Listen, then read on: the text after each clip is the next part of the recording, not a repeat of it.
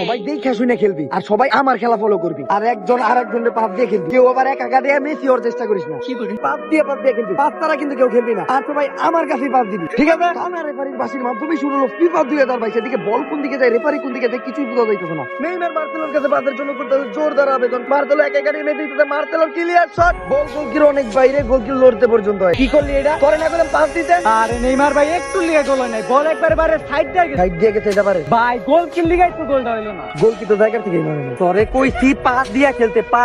আরে ভাই আপনারে পাস দিলাম, আপনার কাছে বল যাইবো, আপনি খেলা বাদ দিয়ে অভিনয় দেখাই। তোর কি মনে হয় অভিনয় করি আমি?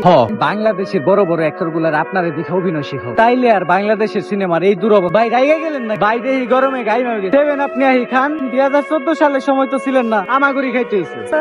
একটু না, অনেক বড় অপমানের পর মাঠে দিল অভিনেতা নেইমার ক্লিয়ার শট, এদিকে হেডের মাধ্যমে আবার বল মেসির কাছে, কিন্তু দ্বিতীয় রেফারিরে খুঁজে পাওয়া যাচ্ছে না। এদিকে নেইমার পায়ে ব্যথা পাইছে, কিন্তু কেমনে ব্যথা পেল? এনে তো কোনো প্লেয়ারই ছিল না। মাতাল বল মার, যাক আজকে একটা গোল দিয়ে দিই। রেফারি হাত দিয়ে বল ধরছে, হ্যান্ডবল। হাত দিয়ে বল ধরছে মাত্র রেফারির কিছু একটা করা, লাল কার্ড, কিন্তু কোনো প্লেয়ার নেই। আরে ওদিকে হাত দিয়ে ধরছে, হ্যান্ডবল। তুই না পায়ে ব্যথা পাইলি? আরে ব্যথা উড়েই পারি না। নেইমারের অভিনয় শেষে এখন একটু মাতালের খেলায় ফিরে আসি। মাতালের তো দিকে মনে হইতেছে তার ভিতরে গাদার স্পিরিট আর ঘোড়ার ধৈর্য। যাক মাতালের ক্লিয়ার শট, আর গোল। কিন্তু ব্রাজিলের প্লেয়ার লাভ হইতেছে কেন? মেসি রাগ করলো কেন? গোল হইছে তো। কিরে গোল দিলাম আমি, ওরা খুশি হলো কে? ভুলভাবে গোল দিয়ে দিছে মাতাল।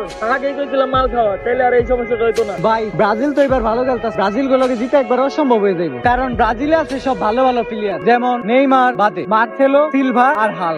দাঁড়া আমি থরে কল দিতে। হ্যালো থর। মাঠের মাঝখানে তো শব্দ কেন? পালসার হুন্ডা শব্দ। আমি এবার হুন্ডা ভালো চিনি।